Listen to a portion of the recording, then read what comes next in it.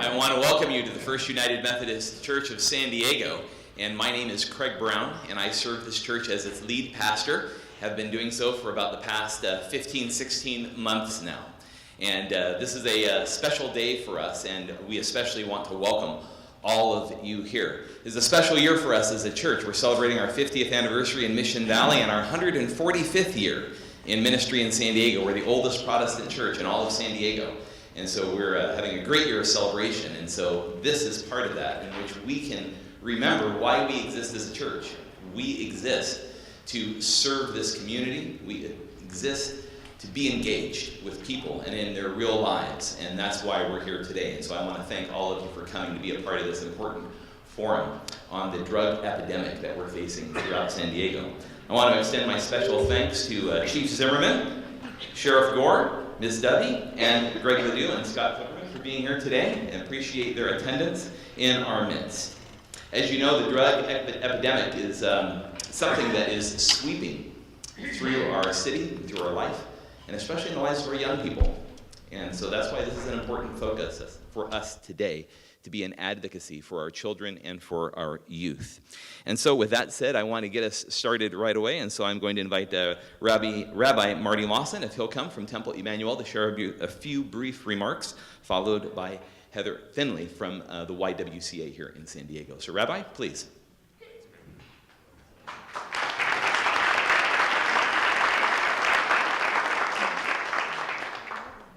Shalom, good morning. This is our Sabbath, so I'm going to say Shabbat Shalom also. This is my consideration of leading some learning and Torah study in a sense. And so it's a joy to be with you. And I was talking to Greg and saying that we were hosted here for about a year and a half. While we were out of our building, we tore down our sanctuary and built a whole new structure, and First United Methodist hosted us for all of our worship services for that time period. So we're very grateful to you, and to say a thank you as well. So it's really a great pleasure for me to bring greetings from Temple Emanu-El. My successor is leading services right now, Rabbi Devorah Marcus, and a general greeting from the Jewish community, which has as much, even though Jews tend to deny the fact that there is anything regarding drugs in the Jewish community, that is something that we have to overcome, not just among Jews, but among our society in general. We are losing too many of our young people and people of all ages to this scourge. It seems to me, as a member of a faith community, that we need to do some serious soul searching as to what we have or have not done to deal with this situation. Since we in the Jewish community are only a few days away from our Yamim Noraim, our days of awe, our high holy days, permit me to share just briefly one insight with you. There was a story told about Rabbi Zusia, who was approaching his death. He taught his students, in the coming world, God will not ask you, why were you not Moses? God will ask, why were you not Zusia? Many of us may fantasize from time to time that we are someone else, a famous actor or singer, a starting pitcher for our favorite team, or that we were taller or thinner. These dreams may be harmless if we still remain true to who we are and what our core values are in both our professional and our familial lives. Judaism teaches that each human being is a creature of God and has infinite worth. We teach that the body is sacred and must be treated as a gift from God. In Hebrew, we say that each life is kadosh, holy. When we teach that to all our children, to all of our neighbors, our fellow citizens, our loved ones, and the stranger, we will embrace then their self-worth and ours. Then we will be able to follow the example of Rabbi Zusia. Why were we each not the best person we could be? To me, that is one of the first steps toward dealing with the epidemic of drugs in our world today. Thank you.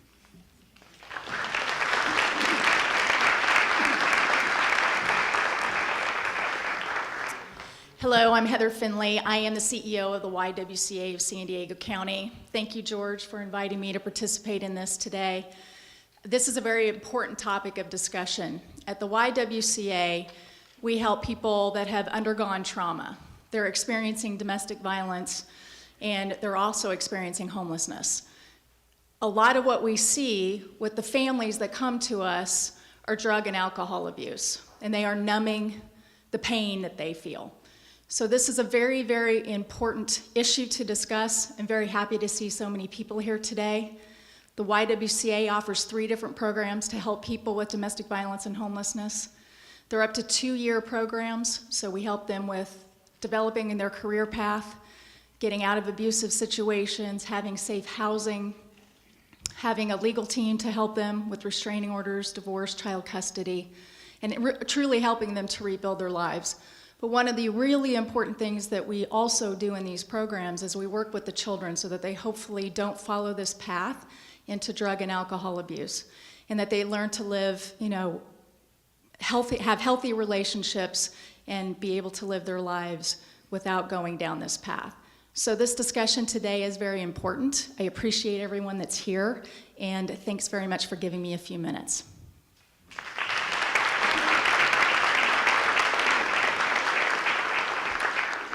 I'm George Mitrovich, the president of the City Club of San Diego. We've been doing public programs for 40 years. And if you add the Denver Forum, 30 years, and the Writers Series with the Red Sox, it comes up to 80. And I think collectively it's 2,200 programs presented in the public interest and in behalf of the dialogue of democracy. I mention that because this is the 3rd event of this nature that I have had some role in helping plan. The City Club did one last winter at La Jolla Country Day. The Denver Forum has held its own with the U.S. Attorney John Walsh and the District Attorney Mitch Morrissey in this program today. If you believe, as I believe, that this issue is not going away, and that absent a ongoing public discussion of the issue, it certainly is not going away. It is an issue that has come into a great many families, including our own. It is painful. And I have come to believe that until we have an ongoing public discussion of the problem, it isn't disappearing. There should be no shame. There should be no embarrassment. Drug addicts have a disease. They have an illness. They need our help. And that's part of what this is about today. I do want to acknowledge the presence of one of our Superior Court judges, longtime friend, the Honorable Joseph Brannigan, who's right here, Judge Brannigan.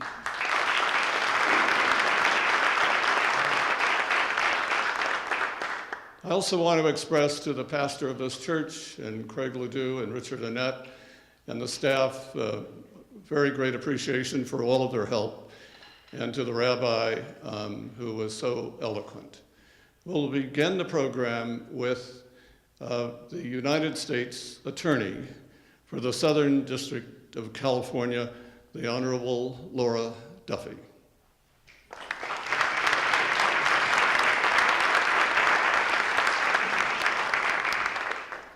Good morning, everyone. It's a pleasure to be here, and I want to thank George personally for inviting me to participate in this important conversation. As a United States attorney, and certainly as a mother of a young boy, I'm tremendously concerned about the devastating impact that drugs are having on our community, and particularly on our children. And while we could talk about a variety of issues created by the drug scourge and issues that we face, challenges that we face, there are 2 areas that are a priority for my office and that I'd like to focus on with you this morning. And that is the national prescription drug epidemic that we're facing and the grave consequences that we're facing from the popularity of methamphetamine. Before I became United States Attorney, I was a prosecutor. I was a narcotics prosecutor my entire career. And as a narcotics prosecutor, I can tell you that I prosecuted some of the most major drug cartel leaders in the world. Individuals who are responsible for ordering the murders of hundreds of people in very violent and extremely gruesome ways. These were the bosses of international organizations who were some of the most powerful kingpins in the world. These are guys who made millions of dollars from distributing cocaine and methamphetamine and heroin and marijuana. They're scary people. But I gotta be honest with you. The thing that scares me right now is prescription drugs. I can honestly tell you that this is rising to the level of a public health crisis in the United States. The recreational use of oxycodone and hydrocodone has surpassed the combined use of heroin and cocaine. According to the CDC, in most major cities across the United States, including San Diego, more individuals are dying of prescription drug overdose than are of car accidents. And that is a trend that's being driven in large part by painkillers, prescription painkillers. The CDC's latest available information is that 17,000 people are dying a year from prescription drug overdose. That's a staggering 110 people a day that are losing their lives to prescription drugs. And this isn't a problem that's happening in other places, in other regions, in other states. This is a problem that is happening right here in San Diego. In the last 5 years, the unintended deaths caused by prescription drugs has increased 22% in San Diego County. In that same time period, emergency room visits for prescription drug abuse has increased 64%. And young adults and high school students are reporting that they have easy access to prescription drugs, including powerful opiates and painkillers. These things are in their homes. They're in their grandparents' homes. They're in their friends' homes. And it's their thinking that can't be that bad. These are medicines that doctors are legitimately prescribing. Pharmacists are dispensing these drugs from legitimate pharmacies. Young people do not view prescription drugs with the same stigma that they view other drugs like heroin and cocaine and other hard narcotics. After all, they're not going to some back alley drug dealer to get these things. These things are available everywhere in our society. The reality is that prescription drug manufacturers, prescription drug marketers, our prescribers, and us as consumers have created a very problematic mentality when it comes to prescription drugs. In an effort to combat the growing prescription drug problem, the Office of Drug Policy and Control, which is run out of the White House and the Department of Justice, has put together a 4-pillar strategic plan.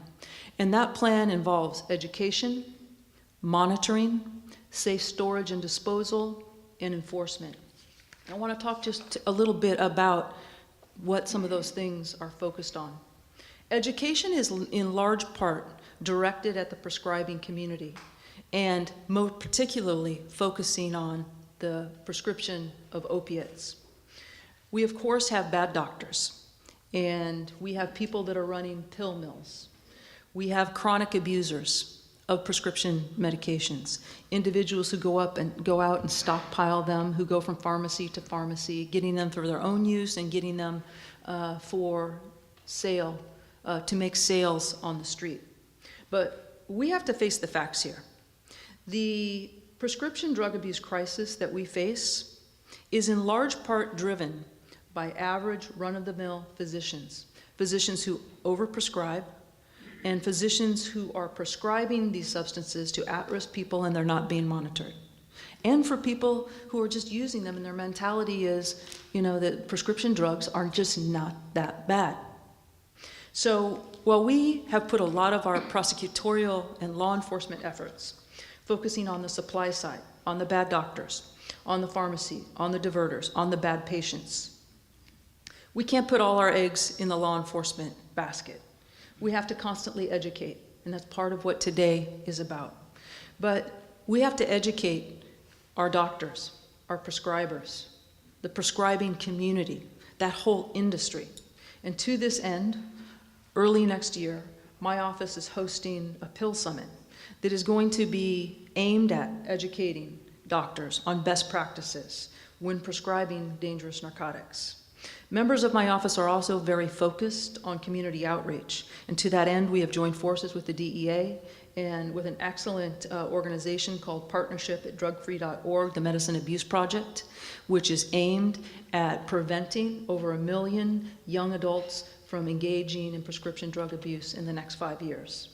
And we work very hard to get ourselves in front of kids at schools, PTA organizations, community groups, anywhere we can, to do all that we can to prevent people, especially kids, from making that very dangerous decision to become involved in prescription drugs. And prescription drug abuse, we know, leads to more serious drug abuse, and in particularly leads to heroin abuse, which in this nation has increased by 45% over the last year.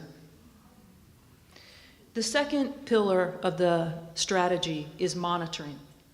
Monitoring the dispensing of controlled prescription medication through prescription monitoring programs. And such programs have been implemented in the state of California and states throughout the nation.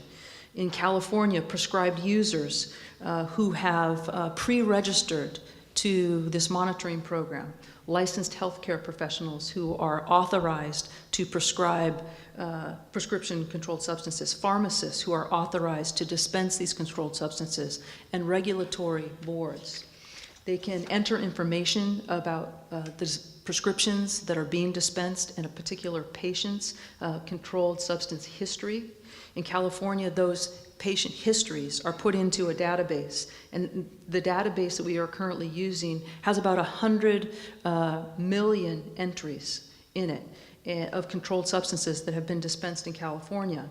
And the evidence is showing that when doctors enter information into these databases and they go and access that information before prescribing, when at the point of care, that it helps to establish better prescribing practices, and it cuts down on prescription drug abuse, including the diversion of prescription drugs. So that's the second pillar, monitoring. The third pillar is disposal. Safe storage and disposal is a huge issue because it is really what makes these drugs so available in this country outside a doctor-patient prescription. The data on prescription drug abuse is clear. Pain medicine abusers initially get their drugs for free, for the first time, from family, from friends, from medicine chests, from bathroom cupboards, from pantries. We simply have to do a better job at safe storage in our homes, about knowing the prescription drugs that we have in our homes, about taking inventories of those drugs. I mean, we all know this happens, right? We go, we have some medical procedure, we have an emergency room visit, we have something come up, we get a prescription for an opiate pain medication prescription. We get 30 of them. We use maybe 3 of them, right? And then we put them away and we say, oh, just in case I'm gonna need this, I'm not sure I'm all the way over this, or just, maybe, I'll have this if I throw my back out or something like that. And we've got it there. We've got it in our house. It happens again. We have some other procedure. We've got another bottle of them. Okay? We've got 60 pills, sitting in every household in America. Current data shows that enough pain medication is currently being prescribed in this country that every adult in this country could be handed a bottle of pills. I'm not a doctor, but there's just not that much pain out there. And when we have these kind of strong substances, we've got to make sure that we're taking care of them. So we need to be involved in safe storage in our homes. In addition, we've got to be involved in getting these narcotics that we have out there out of the supply chain, of disposing these drugs when we're not using them. And there are new regulations that have just been passed that are going into effect in October that will enable patients, that will enable families, that will enable long-term health facilities to do just that. To dispose of prescription drug medications that are no longer needed through pharmacies, through mail-back programs, and through law enforcement take-back programs. There's going to be more options that people can use to get rid of these drugs, and it's not going to be just something that happens through a DEA event that's once a year. The final pillar of the strategy is enforcement, and in my office we are approaching prescription drug abuse epidemic from three directions. We're going after doctors. We're going after that supply side. We're going after brick and mortar pharmacies, and we're going after internet pharmacies. And when we can't do it with criminal prosecutions, we're doing it with civil remedies. And we're going after also these highly sophisticated prescription drug trafficking organizations, which exist now. These pharma cartel-like organizations who are just as involved in smuggling into the United States and distributing in the United States and diverting from places in the United States prescription drugs in the way that organized crime groups are doing cocaine and methamphetamine and heroin. So we're going after all of those. Unfortunately, I had a meeting with the DEA just this last week on their diversion investigations, and they have more cases against doctors, pharmacies, and drug traffickers in prescription drugs than they can even handle. So we have to realize that we've got a serious issue on our hands, and it's going to take a full court press to address what we're dealing with. On another front here in San Diego, shifting gears, I want to talk just a moment about the methamphetamine problem that we're facing. We recently learned through data that was collected in San Diego, 2013 was a record high for deaths caused by methamphetamine, 190 deaths. That's up from 62 in 2000, from 122 in 2011, and from 142 in 2012, and it keeps creeping. The methamphetamine landscape is a different landscape now than it was about 10 years ago, from where the methamphetamine is coming from and the potency of the methamphetamine that's out on the streets. In San Diego, some of us might remember, I know my colleagues probably remember, when East County was called the meth capital of the nation, because we had so many of those labs here in our county. Well, that distinction now belongs to Mexico, our partner south of the border. Once the U.S. government passed legislation that removed some of those primary ingredients from the market to make methamphetamine, operators moved down south. And today, down south, just across our border, we have methamphetamine super labs. And these super labs are producing huge amounts of methamphetamine in warehouses.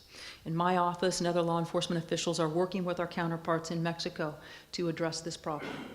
The drugs are being smuggled in just about any way that you can think of across our border. They're being smuggled in over land, in trailers, in cars, in trucks. They're being smuggled underland through tunnels. They're being smuggled through the air, through these ultralight vehicles, through Cessna airplanes. They're being smuggled in over the water, through small boats and sea crafts and jet skis and you name it, pongas, yachts. It's coming in every way you can think of. Cartels are trying to smuggle these drugs into our country, and they're being successful. We have seen in the United States on our borders in this district the increase of methamphetamine seizures from 2010 to 2013 has been 27%. So without question, we face a number of challenges, daunting challenges that affect every American, every state, every region, every person in this country, no matter what your background, no matter where you come from. You either know somebody or you've experienced an issue that has to do with drug and substance abuse. And chances are these days in this city, it's prescription drug abuse and methamphetamine abuse. We have to start turning our attention as a community to a holistic approach. Law enforcement and prosecution is not the answer and the answer alone to this problem. We have got to bring to bear every tool that we have on this. We can't turn to the criminal justice system, which has become one of the largest sources and forum of treatment in this country. People are driven into the criminal justice system because of the lack of a robust healthcare program that we have in this country.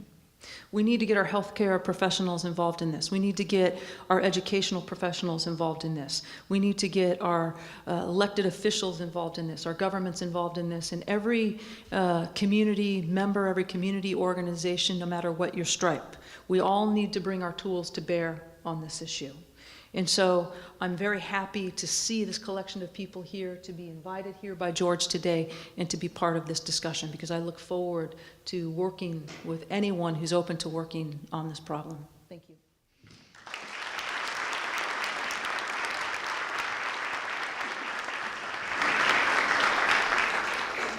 To Miss Duffy's point about a public health emergency or issue in our country, the governor of Massachusetts, Deval Patrick, has declared a public health emergency.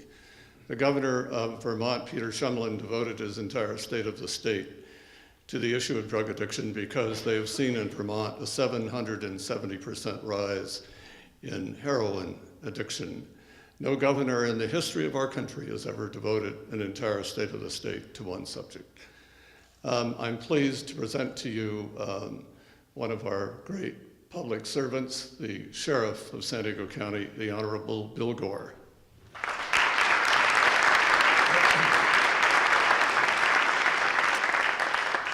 I don't know how to follow Laura's. That's a great comments. Ditto to what she said. She really did cover a lot of territory there, and she's right on point. I've been in law enforcement now for 44 years, at the federal level for 32, and now at the county for the last 12, I guess it's been. And plus I've seen the drug problem and epidemic from the other side, having relatives that have been involved in this tragedy in our communities. It's not just San Diego, it's nationwide, has been pointed out. And I would venture to say that nobody knows better than law enforcement the issues we're dealing with. And I think nobody knows better than law enforcement, as Laura pointed out. We're not going to enforce our way out of this problem. It's got to be, in fact, if I was king for a day, I might shift on the national level a few resources. I can say this now that I'm on the local level, away from the enforcement side to the demand reduction side, to look at the education and the treatment and the prevention programs, which is really the only way we're ever going to really have an impact on this national issue we're dealing with. As long as we have the demand in this country, drug smugglers, whether they're doing it here or they're doing it in Mexico and bringing it, will find a way to get it into this country. They will. They'll do it, as Laura pointed out again, with boats, with ultralights, whatever it is. They will find a way to get it into the country. So we have to concentrate, I think, on our efforts in this country on looking at that demand side. Laura read I had a lot of notes taken down on prescription drug abuse, because it is an epidemic proportions. We, back about 5 years ago, looked at this, and my deputies were talking about, the availability of OxyContin and the pill parties you've read about in articles where the kids all reach into the bowl and pull out pills. And where do they get these? As Laura pointed out, most of it comes out of the medicine cabinet. And there was no real good way to dispose of these. You get the bad toothache and dental work, and you get 30 pills, and you take 1 or 2, and the other 28 sit there. Well, until October 1st, which is great legislation that Laura just talked about, drugstores couldn't take those prescription drugs back. You don't want to flush them down the toilet. That's bad for the environment. That goes into our water supply and all that. And once a year, DEA, or twice a year, would do a prescription drug take-back program, and we'd get a lot of publicity. Well, we partnered with DEA, and we said, why don't we just, every one of our facilities now in San Diego County, every one of our law enforcement stations, every one of our jails, every one of our courthouses has a prescription drug take-back box in it. So if you have these pills, these unwanted pills, or you have a loved one or an elderly relative that passed away, and you go in and you got all these pills, what do you do with them? Well, you could take them to one of these places. Now, last year, the Sheriff's Department alone, and I know other departments are now doing it, Sheriff's Department alone last year brought in 7 tons, 14,000 pounds, 7 tons of prescription drugs, just because people want to get it out of their house, which is a good sign. We're educating the public about getting it out of there. We have a lot more work to do. We all know, I think there's a lot of misconceptions out there and about what you go to jail for. You don't go to jail just for using drugs. It's pretty hard to get into jail. By way of example, last year we booked about 100,000 people into our San Diego County jails. 750 of those 100,000, the charge was possession of drugs only. So I'm not saying, I'm not naive enough to think that drugs don't drive a lot of the crime that's out there. In fact, Sandag did a survey of people booked into our jails, and the number is anywhere from 60 to 70% of the people that we book into our San Diego County jail have used drugs in the last 30 days. So, like I say, we're aware of the problem and how it leads to other crimes, but I do want to preface the discussion here by saying you don't really go to jail for just using drugs, but it does lead to other things. And when we get people in our jails for other crimes and they have a substance use problem, we work very hard at trying to get them the treatment they need in our facilities. We have entirely, as Laura pointed out, too many people in our jails that need substance abuse programming. It kind of goes along hand in hand with the mental health issues that we deal with in our jails. It's a real breakdown in a lot of our public health facilities around the country, not just San Diego. I think I'm the largest provider of mental health beds also in my downtown central jail. So a lot of issues to talk about. I look forward to this program, not because I have all the answers. If I did, I would have made millions of dollars years ago. I look at this type of forum as a dialogue to where I can hear from the people in the community, your thoughts, your observations, tell me where I'm wrong, or I can try to clarify some things there might be misunderstandings on. So I look forward to this, and I hope I can take away as much as I'm able to add. So thanks for being here. These kind of groups will help us address this very, very serious problem. Thank you.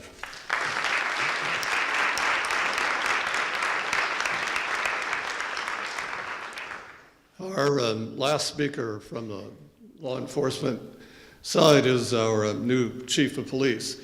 And she was invited to throw out a first pitch at Petco Park. We've seen the video, we've seen the pictures. And I have to say, as somebody who still plays baseball, the forum was flawless. Welcome, please, the new chief of police of San Diego, Shelley Zimmerman.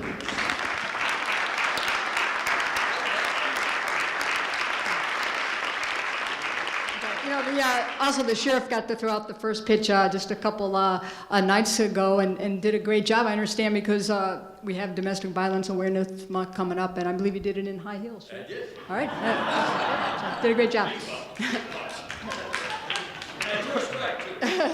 Yes, you did. Did a good job. Thanks very much for having me here today. And there's a lot of things that I want to cover. But first of all, was said very well by U.S. Attorney Duffy, also Sheriff Gore, about the pharmaceuticals. We have at 5 of our police divisions a drop box for the pharmaceuticals. And we ourselves, the San Diego Police Department, have taken in thousands of pounds of pharmaceuticals. So we know that is working, but just imagine how much more is out there. We always talk about that the youth are our future. And I want to just give some statistics just to kind of set the stage here about what we're talking about. 95% of the juveniles interviewed, and this is from a Sandag report of juvenile arrestee drug use, admitted to experiencing with drugs or alcohol, and the average number of substances, different substances that they tried, was 5. 3/4 admitted to using marijuana. But here's a startling statistic. The average age where they started to use these substances was 13. 56% of the juvenile arrested tested positive, again, for drugs. That is the highest, 56% is the highest rate of marijuana usage that were arrested since 2000. 66% said that marijuana was their first illegal substance that they tried, and 86% said it was very easy to obtain. 10% tested positive for methamphetamine in 2013, and that was only 4% the previous year. And 29% reported being a member of a gang or associated with a gang, and 54%, so more than half, admitted having a parent who had either been arrested or abused for drugs. And so when we talk about the youth here, these are startling statistics as we see that it's on the rise, and younger, as we talk about 13 years old, 12 years old, and now we're just talking about the average, so some were actually younger than that. I've been on the police department now since 1982, and one of the first assignments that I had is that I went undercover. I went undercover in our high schools. I posed as a high school student, and the reason why I did that was early in the 1980s, is that the police department had received a lot of complaints and concerns from community members, from parents, that they had seen in the high schools that it appeared that there was quite a bit of drug, not only just uses, but there was a lot of selling that was occurring right there in classes when the students were supposed to be learning. So my assignment, again, was to go to, and it was at Patrick Henry High School, and I enrolled as a junior, and I will tell you, within my first week of undercover, I saw a student and in class put like this was the desk, put their book in front of the desk so the teacher couldn't see, and lay down a few lines of methamphetamine, and right there, right in class, snort the lines of methamphetamine. In the end of that undercover assignment that I had, I made over 100 purchases, and that was everything from marijuana to cocaine to LSD to psilocybin, methamphetamine, marijuana, and so a variety, prescription drugs. It was a variety of drugs that I actually purchased from the students, and I didn't even, I saw so much more. I saw so much more of students that were just using. But the reason I wanted to give those statistics about the juveniles and then let you know about what I saw when I went undercover in the high schools, these individuals, they weren't concerned and they didn't care about getting grades. They didn't care about getting good grades, or they didn't care about listening to the teacher. They didn't care about anything about where, the only thing they did care about was where was the next drug that they were going to be able to buy. And that was very concerning. And so that was eye-opening. I will tell you, there's some great success stories from that, though, is that several of the students, either during the court proceedings or during the expulsion proceedings, and a few of them found me years later to make sure that they told me that that experience of getting arrested, getting some help early on in their formative years, they wanted to tell me that they had become productive citizens. One of them told me they had gone on to college years later, had gotten married, and was doing very well. And they felt the need to tell me that. And so when we had this collaborative approach with law enforcement working together, and I got to tell you, nobody does it better here in Southern California with the collaborative and cooperative relationship that we have with our state, local, federal law enforcement officials, our community members. It's all about one thing. We want the very best for our entire region. We want to make sure that we are the safest city. One thing that we're dealing with, and I know we all are here in the city of San Diego, that hasn't been mentioned yet, is these butane honey oil labs. And we used to talk about that there was methamphetamine labs, and that was covered, and we don't see as much as that. But what we're starting to see on the rise are the butane honey oil labs, which has to basically do with the to get the marijuana extract down to a form that it can be put in edibles. And the main ingredient in marijuana is THC. And these are not prescribed. And so the amount of THC and the potency of the THC that is going into these edibles are very high. And I know other states have, where they're able to sell these edibles, other cities have had, quite a few reports of even death from that because of the high potency of those edibles.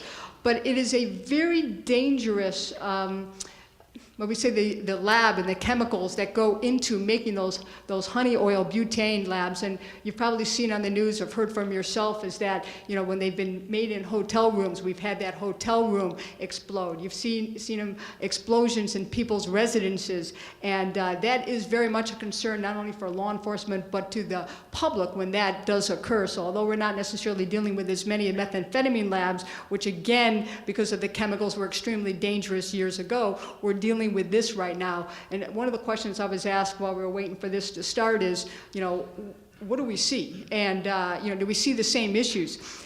There are a lot of the same issues of what we're dealing with here, but the difference in the chemicals and the labs and have evolved, and it may not be the same issue that I saw back in high school in 1982 or in the early 80s, or the same issues of methamphetamine, but it has evolved and the issues of drug uses are still there.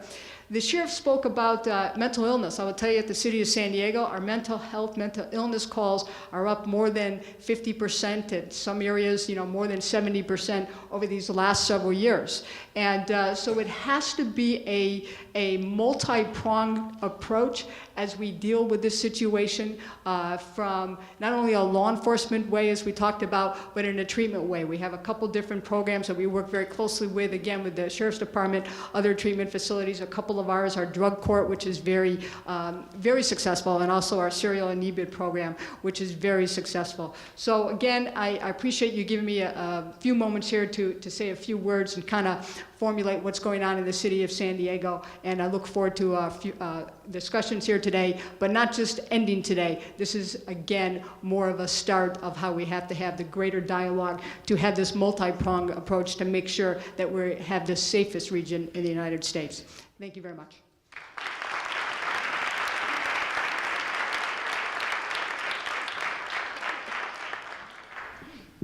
With the chief and the sheriff having thrown out the first pitch, I think obviously the United States Attorney should also be invited. And I can't guarantee that from the standpoint of the Padres. I can do it from the standpoint of the Red Sox. We'd love to have you come to Boston and throw out a first pitch. We have heard from our top law enforcement officials, each tremendously impressive. How lucky we are, I often think, by the quality and the commitment of those who serve us in this extraordinarily important capacity. Now, to look at it from the other side, we will begin with the gentleman who heads the counseling center here at First Methodist. It's a very great program. Lots of people come. If you can pay, great. If you can't, you're still welcome. The faith community, not just here, but everywhere, every single day, provides extraordinary service to us all. And too often, it is overlooked. And it need not be overlooked, because we all owe the faith community a very great debt. The gentleman who heads our program at First Methodist is Dr. Greg LaDue.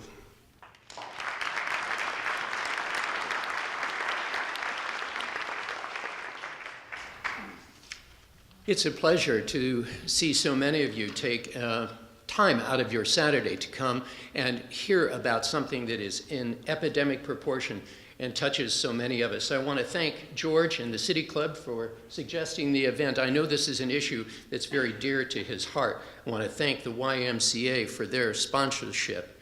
And I want to thank our distinguished panel for taking a Saturday morning to be with us and to share where their departments are trying to intervene. Our goal this morning is to increase awareness of this issue, and hopefully by raising consciousness of it, to help you with those you love to reach in and intervene before it reaches the level of awareness of the legal system. Last February, actor Philip Seymour Hoffman was found in his apartment on the bathroom floor, dead, with a syringe still in his arm.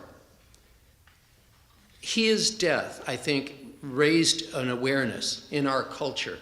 And he was emblematic. Even though this man was an Academy Award-winning actor, he was like every other addict. His life had become consumed with the acquisition and use of drugs. He was also emblematic of another issue, and that is repeated attempts to stop that somehow never lasted and failed for him. The problem of addiction is so much more and so much more complex than just saying no. Heroin problem has reached huge proportions in our culture, but it is not just heroin. It is a cultural phenomenon of compulsive and addictive behavior. And as a species, we can compulse on almost anything.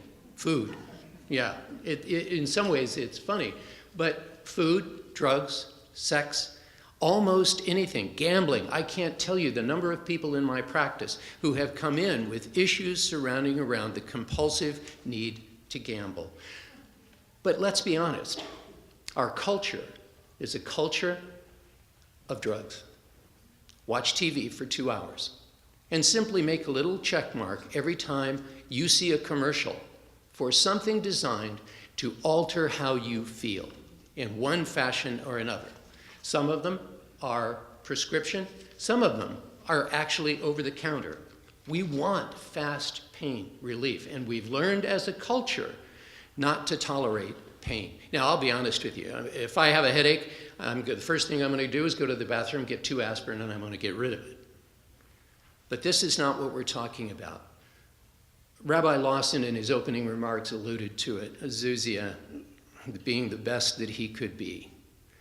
And what I see in my practice is the beginning of drugs and alcohol often starts at the age of 12, 13, when we get somehow a message that somehow, as we are, we are not what we're supposed to be. Pain relievers are a pathway to the pleasure-pain system in the brain, and sometimes the pain that we want to relieve is not physical, it's emotional. It's a sense that somehow we are not what we should be. I'm a marriage and family therapist, and while I have a strong understanding of compulsive and addictive behavior, I am not a treatment specialist in this area. Before I go too much farther, I want to give you my email address. I have a 12-page list of treatment facilities, both inpatient and outpatient, and I want to make that accessible to you. So if you email me, I will forward that document to you. My email address is GLADUE@FUMCSD.org. That was given to me by a young man whose name is Scott. Scott, are you here this morning? I wasn't sure if he was going to come. He's a marvelous story of the intervention of all of these disciplines. Scott was arrested when he was in his 20s for possession. Not only possession, but possession for sale. Scott was going away for a while. He had a public defender who said, I think I can get you treatment instead of incarceration. Will you take treatment? Well, Scott wasn't stupid. Given the choice of a treatment facility or going to jail, he opted for treatment, but he didn't really want it. 3 months into his treatment, the light went on, and Scott is now a certified drug and alcohol counselor. He trains counselors who deal with this problem, and I'm really proud of what he's done with his life. The real issue I want to talk to you about this morning is this. Every one of you is here for a reason. And part of that reason, I believe, is that somewhere, someone in your life has touched your life because of their alcohol or drug abuse, their compulsive or addictive behavior. One of the studies I'm aware of says that for every active user, their life impacts directly 4 other people. Now, do the ripple effect of that. Whole family systems are taken over by attempts to control an out-of-control individual. Thousands of dollars go into attempts to intervene one way or another, and whole families are taken over and focused on attempts to intervene in the active, compulsive, and addictive behavior. The other part of this that I want to raise to your awareness is an issue called dual diagnosis. More often than not, people who go into a treatment facility go in with the presenting issue of drug addiction, alcohol addiction, heroin addiction, some form of chemical abuse as their presenting issue. Underlying that is often an undiagnosed psychiatric condition that they've been self-medicating with drugs and alcohol for a very long time. This is an issue that goes on for years before it reaches the level of the judicial system and law enforcement. And it touches and it ripples through our society in huge proportions. So it's the awareness in families of becoming much more aware of what's going on in your home. In 2011, there were an estimated 4.2 million Americans aged 12 and up. 1%, almost 2% of our population, who used heroin within the last year. It's estimated that 23% of those will go on to an addiction. Now, take that 4.2 million number and multiply it by the 4 people that those lives touch. You begin to get some appreciation for the ripple effect and the indirect impact of drug addiction in our culture. There's a whole lot of discussion in our field about the possibility of what's called the addictive personality, and I have treated people whose pathway into drug addiction was going to a dentist who administered nitrous oxide quite benignly, and it activated something in them, and it set them on a pathway. The use of prescription drugs was alluded to very heavily in all of our speakers, but it is being overtaken in the studies that I'm seeing by heroin because the availability of opiate drugs, prescription opiate drugs, is beginning to shrink with awareness in the medical community. And the quality of heroin and its availability and cost is frankly cheaper than trying to obtain prescription drugs. It's now to the point where you don't have to inject it. It can be entered into your system much more expeditiously through other means. This is a huge problem, and it begins, in my opinion, with families who want to ask questions. Parents, when you see something, question it. All of us want to hear the words, "Oh, of course not. I wouldn't be using. What are you talking about?" And we want to believe it, and our questioning stops there. Denial is not uniquely Jewish.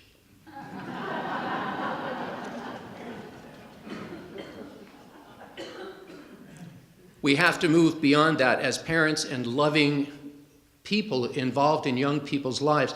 We have to pay attention to what's going on with our young people. We have to pay attention and be willing to ask hard questions and, frankly, to hear difficult answers and to intervene.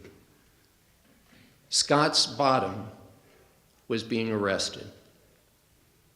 But drug addiction ends in only one of 3 ways. You get clean and sober, you involve your life in some way in a judicial system, or you die. And that's the stark reality of what we're dealing with. Therapists, police can only do so much. I really believe we have to, in our homes, in our faith communities, begin to ask and be willing to hear difficult questions, and when we hear the answer, to reach out to facilities and begin treatment early. The earlier treatment is brought in, the better the success rate. Thank you.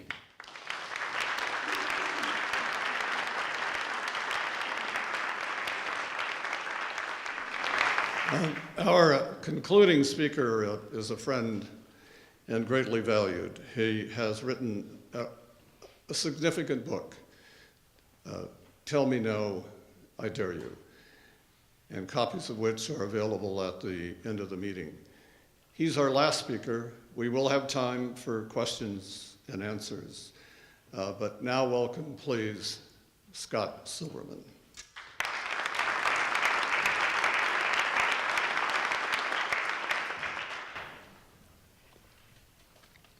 My name's Scott Silverman. I'm a drug addict and alcoholic. If all goes well, in 2 months, I'll have 30 years of continuous sobriety.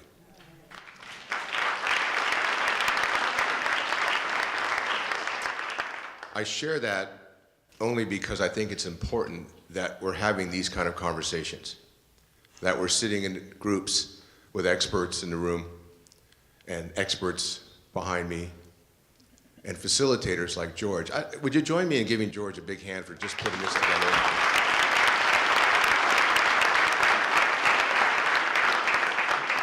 And you all know George. He makes a lot of money doing what he's doing. And he's usually at a baseball game every day, so you can tell by the socks he wears, he has a good time.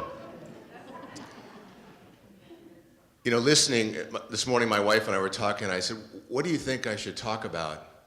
And she says, "Try to get a feel for the room before it's your turn." Holy moly. I was watching some of your faces as the data was rolling out, and it's scary. It's very scary. And what's unique about my background, different from everybody up here, is I was an unlicensed pharmacist and had a lot of dealings with Mexico back in the day when I was in high school, which happens to be the same high school our sheriff went to. He was on a different side of the campus than I was, of course. And he's much younger than I am. So when I get a chance to talk about substance abuse, alcoholism, what I like to talk about is access to treatment. But before I go there, let me ask you, how many of you know somebody right now or are close to somebody right now in your life that has an active substance abuse, drinking, gambling, or addiction issue? Show of hands, please. Almost 90% of the room. Wow. And I didn't put my hand up because I want to steady the podium. So that being said, as it was said, you all are the front line. The faith-based community usually gets the first call unless law enforcement's intervening and someone's running into a telephone pole while being under the influence. And you've heard a lot of statistics today, so I'm going to condense mine down to a couple. According to Columbia University, which updates their study every 2 years, in our country, approximately 12% of our population has an active addiction issue that will erupt this year.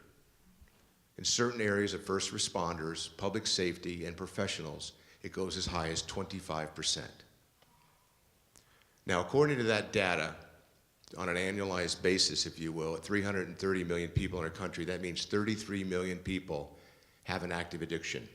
And according to the science, only 10% of those will seek help. 10%. So in San Diego, with a 10% problem, I'm rounding the number down, that's 330,000 people, and only 10%, 33,000 will get help. And if you add up all the beds and the seats in the outpatient arenas, all the addiction professionals, all the therapists, there's only enough expertise to go around for about 10 or 12% of those at one given time.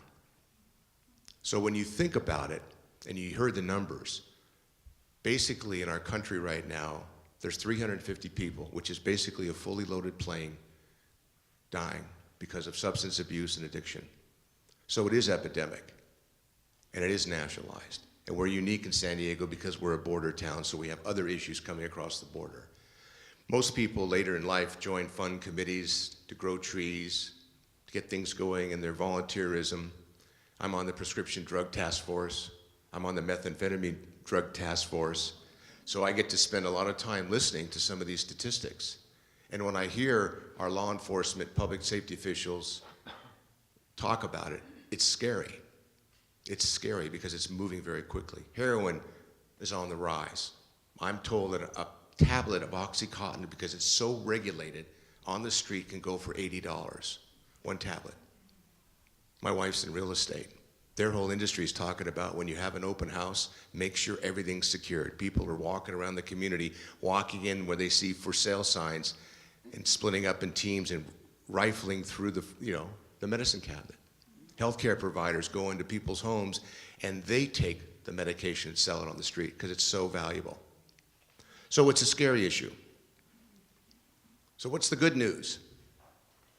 Well, I'm pretty confident George is going to buy me lunch today, so that's exciting for me. That doesn't apply to any of you.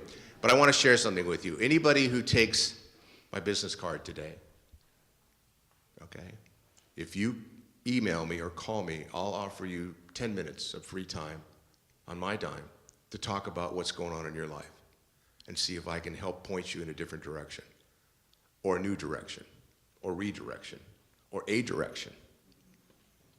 So that's what I want to do. Recently, my partner and I, Dwayne Tromley, who's sitting back in the back guarding the books, opened up an outpatient program. We're calling it Confidential Recovery. And we're doing it because we sourced a lot of people in the community, doctors, lawyers, first responders, and the one thing everybody said they wanted was a confidential place to raise their hand and say, I need help, will you help me? So I can't tell you where it's located because that's part of our marketing. When you call us, want to discuss something, we'll talk about that. We've just recently been certified by the state, And we're opening our doors now with a great clinical team with over 100 years experience to help deal with this disease. And I have this disease. I'm pre-wired. I couldn't avoid it. I tried. I gave up this, I tried that, I gave up that, I tried this, and we see it all the time. And I know a lot of folks in this community who are working very hard to help with the solution. So what we've designed is a for-profit operation to create a portal for people to get access to help. If you want a 6 a.m. class 3 days a week for 6 weeks, we'll make it happen for you. You want to come at midnight because you can't sleep at night, we'll make it happen for you. And then after our 6 weeks of outpatient treatment, we're going to ask you to make a commitment for 2 years. Because the science shows if someone can stay engaged in their own recovery, they have a 50% chance of reducing recidivism. The average person coming out of a 28-day stay in a professional primary care facility, according to the data, 28-day stay, that's the Betty Ford's promises passages, you see them on the news all the time. 95% of them will relapse if they do not follow up a treatment. So, as you've heard today, the problem's not going to go away. Law enforcement won't be able to keep up with it. The courts are very busy. I was watching the judge today. He didn't smile once. He knows, he sees it every day. Sentencing laws are trying to change, prison realignment's trying to adjust, but unfortunately we're still having to build more beds because crime, although they say statistically it's going down, I think it's going someplace else. Identity theft, quietly be done. The internet movement right now with drug importation coming out of India is incredible, and it's hard to stop. So at the end of the day, talking about the prescription medication, drug seekers are liars, cheaters, and manipulators. And when they go into an emergency room and a doctor's busy with 12 people on different gurneys, but they have to deal with someone who's screaming the loudest, sometimes they have to do that. I had a parent call me last week, they think all doctors are drug dealers. You know, it's not one person's fault, but the solution will be at communities. Thank you.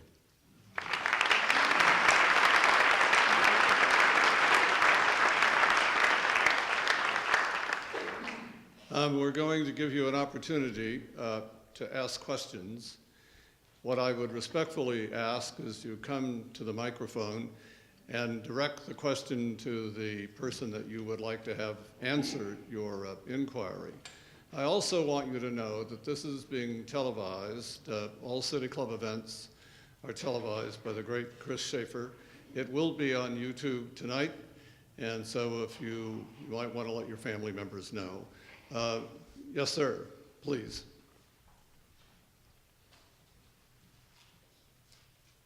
The person I would like to address the question to is not here. I've heard my entire life, an ounce of prevention is worth a pound of cure. I hear no prevention. I hear nobody from the education system. Children are taught sex education. They're taught driver's education. It sounds like in elementary school, they need to be educated on this problem. Legalization of marijuana is what they're learning about. I don't understand that. The sheriff. I couldn't agree more with that observation. And I know the San Diego Police Department and the Sheriff's Department, our school resource officers are starting at lower and lower grades, working with the schools and the teachers to try to educate the people, the kids, on the dangers of addiction and drug use. It's a gigantic problem. It would be great to have the schools here. I don't know if, George, you invited them. Maybe they weren't invited, but you hit the nail on the head. We got to start. It was high schools. Now we're into junior high schools, and then we find out maybe that's too old also. Elementary school. I think you hit the nail on the head. Fifth, sixth grade. So. Maybe fourth. I think that it's not just the public schools. I believe it's the faith community. Many of us in this room belong to a congregation, participate in religious life in our community.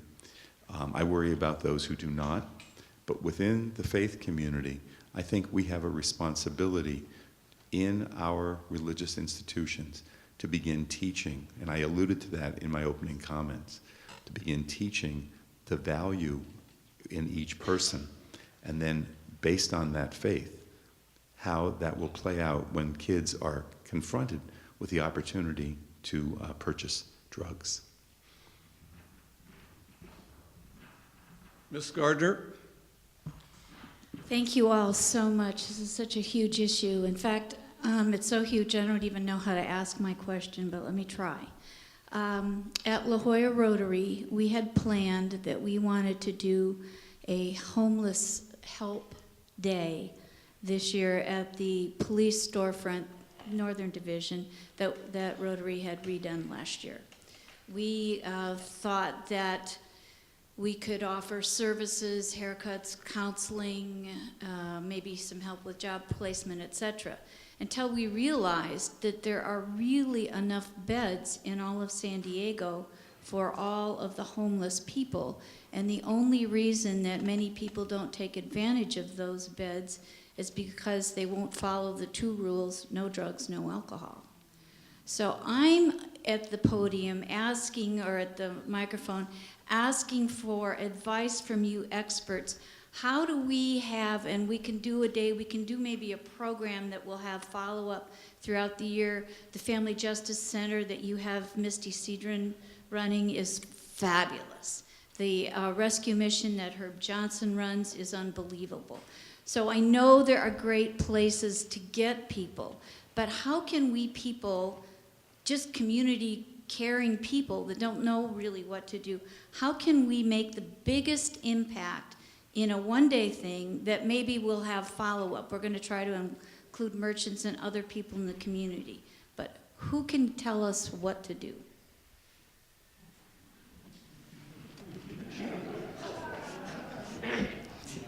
You know, I thank you for that question. You know, I've worked with you on many projects that we've had, and we talk about this a lot, is that, you know, there's such a great need, but people want the help.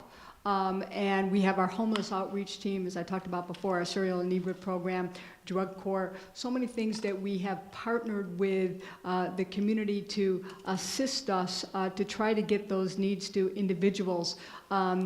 You know, it's a very difficult question to answer because there are a lot of resources that are out there, and when we go and contact these individuals, our police officers, they may not want help that day.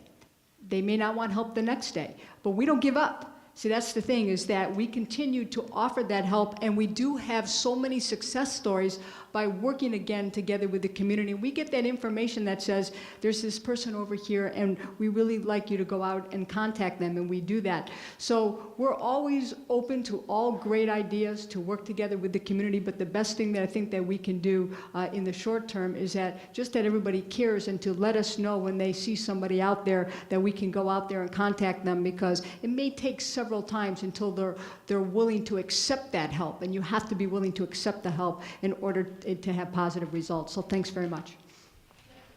Part of that is, how do we help without enabling them to stay doing what they're doing? You know, that's another great question, because we do have that, is that when you have individuals that go out and they think that they're helping, they think, you know, they go out and they give $5, they give $10, they give $1, and you see a lot of people that are out there, you have no idea what they're using that money for.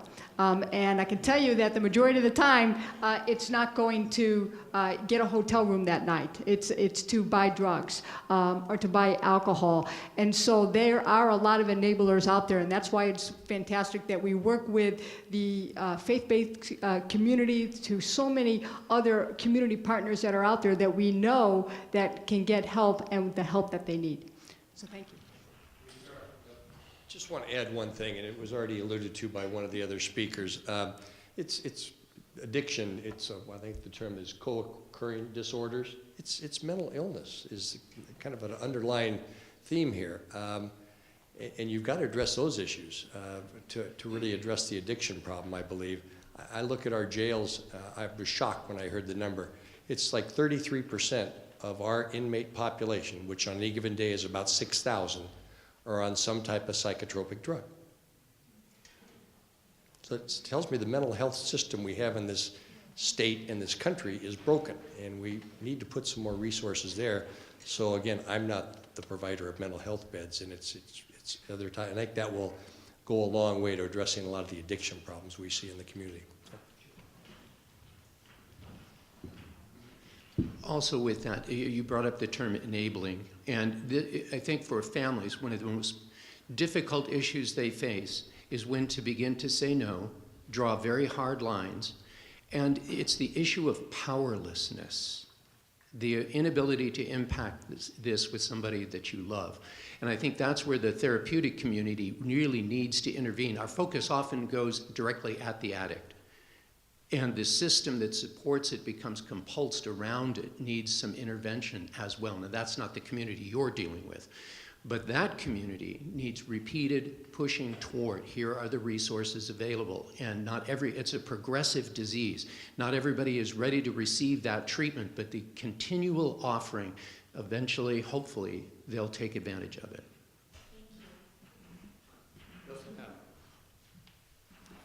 Hi. Gosh, I've got a lot of things, a lot of comments, a lot of questions, and I think I'm going to need the floor for a little while. I've had. Just let me gently make a suggestion. Yes. Try to ask the question that's the most important to you. Okay. And then we'll try to provide time afterwards if we may. Thank you. Well, first I'd like to start off with talking about how addiction has affected my life. I have 2 children, and one of which, after his second stint in rehab, died of an overdose. And so I've been through the whole drill with it. You know, I've done the tough love thing. I've done a lot of things. I know we have a lot of resources out there. However, when my other child, who also struggles with this, and truly it is a mental disease. It is really, the AMA recognizes it as an illness, so physically and psychologically.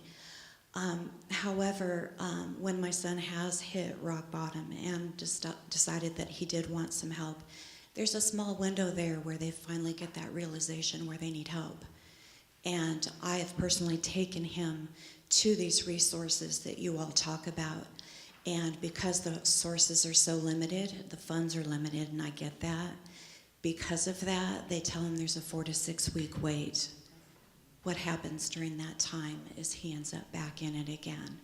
I think that we're spending so much money on putting these people in jail. We're spending more money on the jail, on the sheriffs, on the police, and the emergency rooms for the overdoses. They come down with hepatitis, they come down with HIV. You and I, we're all paying for this. Where does this stop? When are we going to put the money in to get it to where that's not where they need to be? More than half of the people are in jail, are there because of usage. My son, when he gets arrested, it's for stealing from Walmart so he can support his drugs. So the drug courts aren't getting involved. They're not helping him with that. He's a great kid. He's got a good heart. He shouldn't be there. And so basically, I asked him, and I know that I'm on limited time, when I went for my visit with him last week, because when he's in jail, I'm thankful that he's safe in there.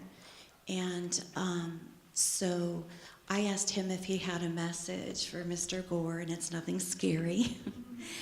But at first he says, I don't know, Mom, and then he thought about it for a second, and he said, you know, most of us are just in here because we need help and we don't know how to do things different.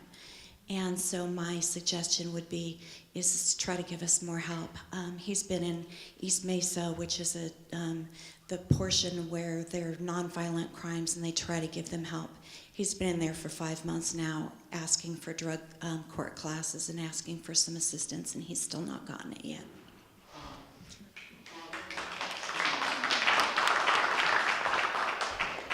Thank you. That took courage. But it also underscores a point, because we deal with this in our family. We need to have a public discussion. We need to be able to do what you just did. So thank you so very much for that. That's very helpful. Yes. When I heard Margie Larson, when I heard the discussion, I want to know what is a drug court, and the second question is what turned you around? But either one of those questions you can answer. What was the second part of your question?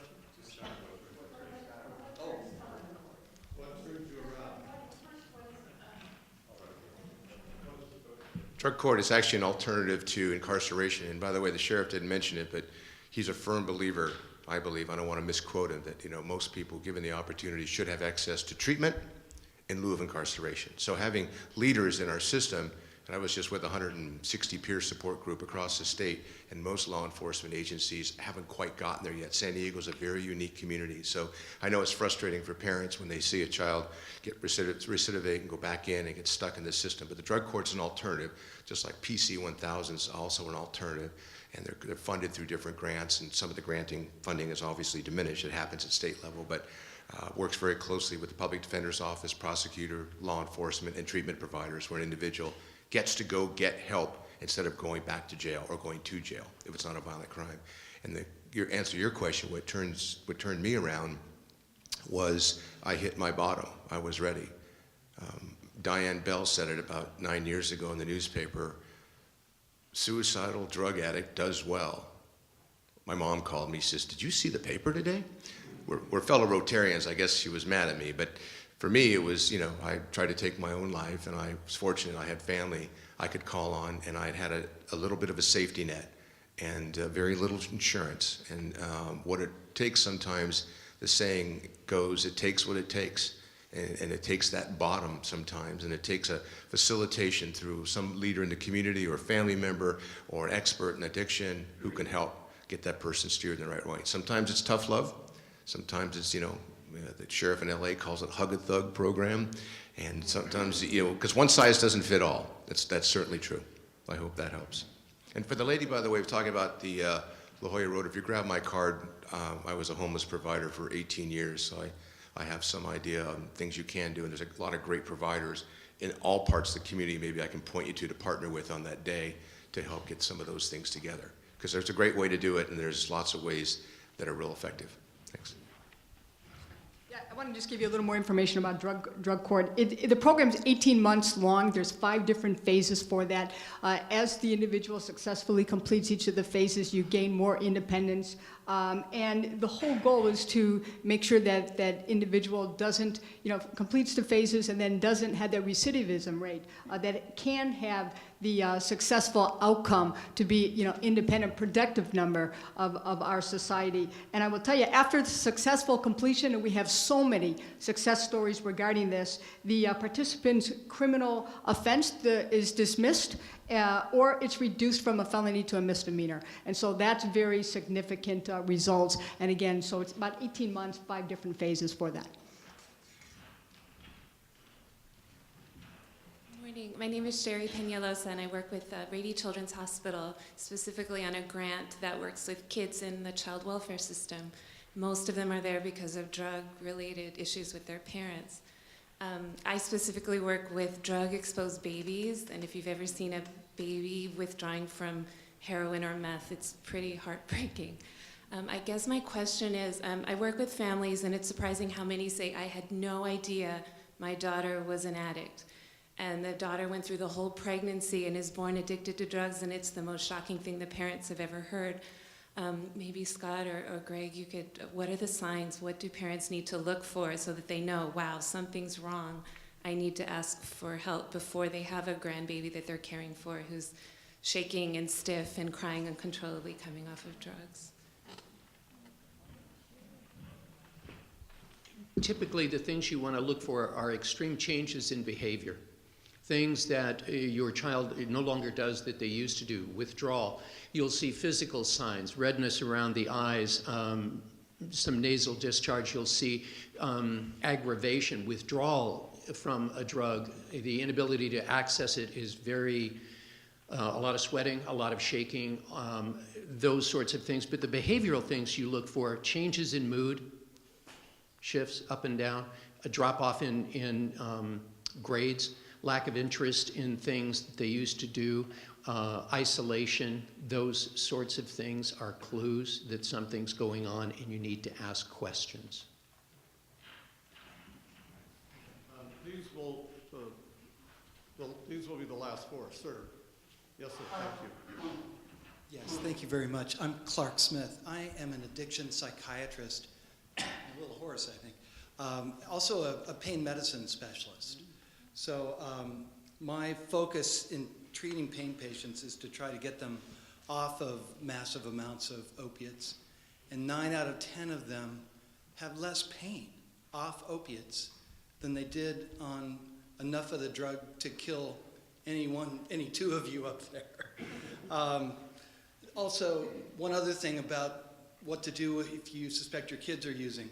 For $6, you can order a urine tox screen test over the internet. And for $16, you can get a test that will test saliva. Because miraculously, a lot of kids using drugs can't produce any urine when you ask them to for hours and hours. But anyway,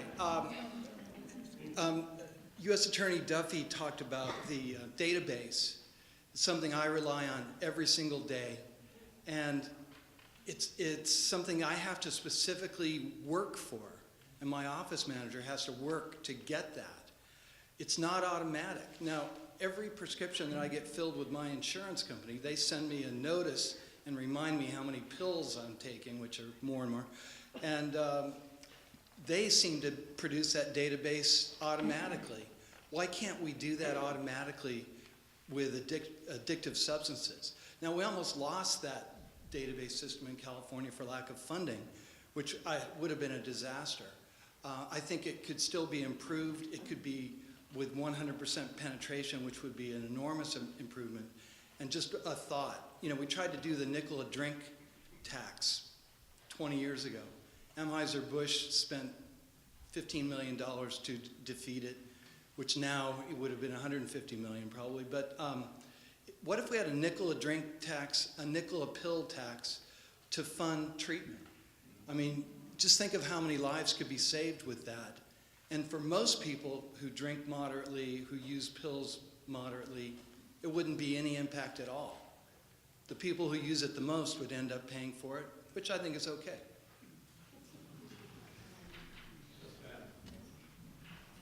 Good morning. I'm Dionne Taylor. I'm a member of this fine church, and I, in my professional life, am a director and professor at a graduate program at Point Loma Nazarene University. So I'm in charge of preparing future school counselors as well as future college counselors and student development workers.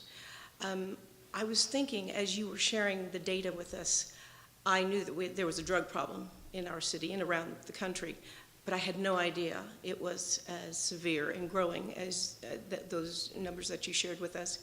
I thought one way I might be able to contribute is to help my future school counselors and college counselors know what it is they can do, what they're looking for when they're in the schools, K-12, and certainly in college level as well. But I would love to know who it is I could invite to come speak to my graduate students. Greg's on. Good. Anyone? Really? We provide, I know law enforcement provides speakers to groups like that, to Rotary clubs. Just ask, we'll be there. Thank you so much. I'm Sally Manley, and I want to thank all the speakers who've shared with us these alarming statistics, and I want to note that part of what we've heard today is law enforcement, and part of what we've heard today is the faith community and a slice of medical perspective. And when I listen to these statistics that are coming at us, it seems like our whole population is unprepared to cultivate a healthy central nervous system. We don't know what it is, and part of it is medical or scientific, and part of it is kind of a metaphysical phenomenon that is a mystery. And so when we hear the stories like the rabbi gave us, it brings tears to my eyes to think, what is it that I should be doing that I'm not doing? Let me think about Moses, but what should I be doing? This is a mystery to me, to other people. And the gist of what I want to get to, I want to bring up just Prop 46, which is coming up on the November election, drug and alcohol testing of doctors, medical negligence lawsuits. I mean, this is a sign to many of us of just how endemic this process of addiction is. And what I think is so important for this church and others to be thinking about, how does addiction begin? What does it feel like? When do we first notice that we're in an addictive phase instead of a curative phase? And then, what does it feel like when the addiction is just way out of control? How does it feel from the inside? And then how do you switch over into recovery? And we never quite get to this. It's always a problem of somebody else. And it's always either a medical problem or some other kind of problem. I think we need a subjective awareness, an increase in consciousness about addiction, because there will be innovations in the substances that trigger an addiction, and we need a way to switch from the addiction into some sort of recovery process. So, in a nutshell, I hope our church will focus on phases of addiction and subjective as well as objective experience. Thank you.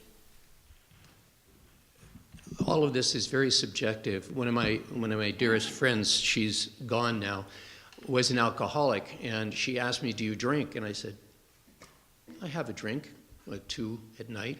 And literally, her face shriveled up, and she looked at me and she said, "Why would you want only 2? If you take your favorite food and I offer you an unlimited amount of it, as much as you want, sooner or later you're going to say, you know what, I've had enough. I'm good." That does not happen with alcohol and drugs. The brain chemistry of someone with an addictive and compulsive behavior is different, and we really don't understand exactly the etiology of that or how it starts, but it is different. The person with a drug and alcohol problem does not understand how somebody could say, "I'll have just 2.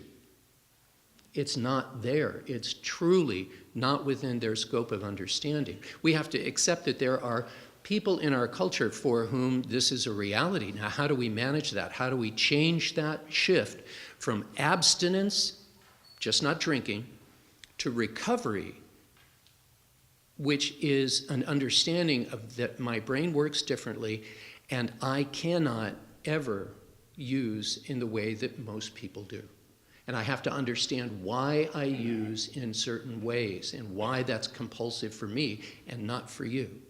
And that's where the education has to be understood, and we have to aim at that. But we have to accept the reality that there are people whose brains simply work differently, and this triggers with one exposure, where for somebody else, no.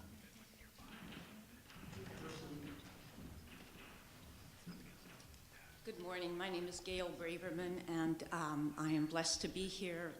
I come from the same hood that Rabbi Lawson does, and from the same temple. And the term is mensch. I thank all of you for being such mensches and being on this panel.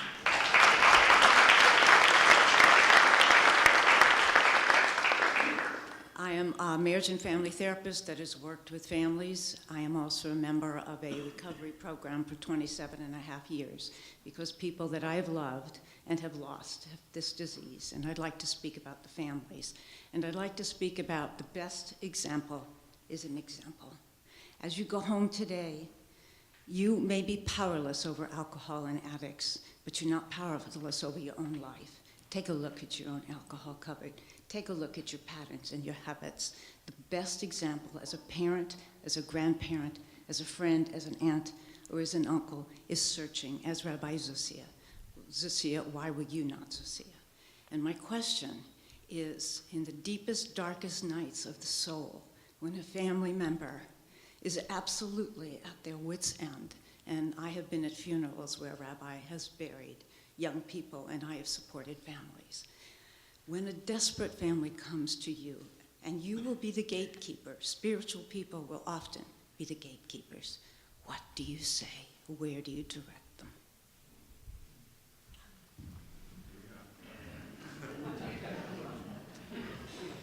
I'll try. Thank you, Gail. I retired after 36 years in my congregation. I have told several people what I'm about to say. The most frustrating part of my clergy experience was the lack of adequate mental health treatment in San Diego. In many cases, it was based on dollars, where people could not get into the McDonald's Center. People could not afford it. And that vicious cycle. So what do I say to them? One, we have to first embrace them and talk about their own humanity and the fact that we love them and that we care for their well-being, and not just for them, but for their families. That's the first step for me.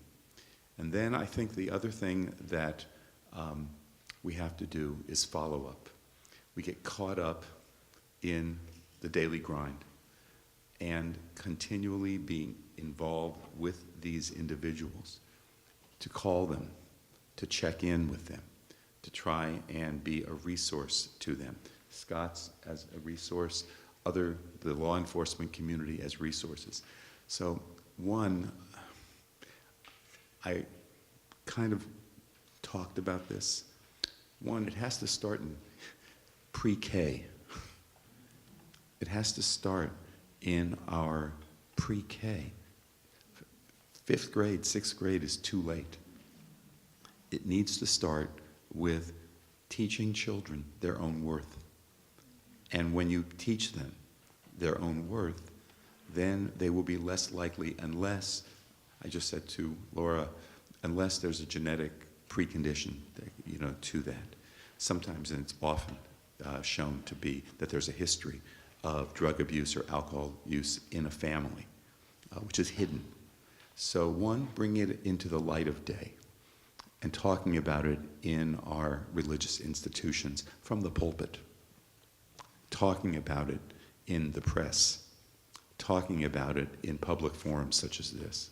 But look around, the number of people, thank you for being here today, and thank you, George, for putting this together. The number of people we need to reach is vast, and we really need to put pressure on our public officials, our city officials, our state officials, in my opinion, to really address this as an epidemic.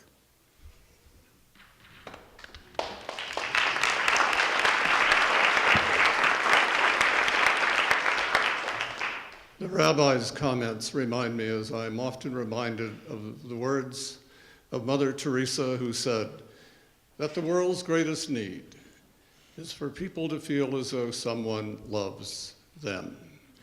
It's appropriate now that we express, before Pastor Craig comes and prays a prayer of benediction, it's appropriate that we express to these, our panelists, our very, very great appreciation for their participation.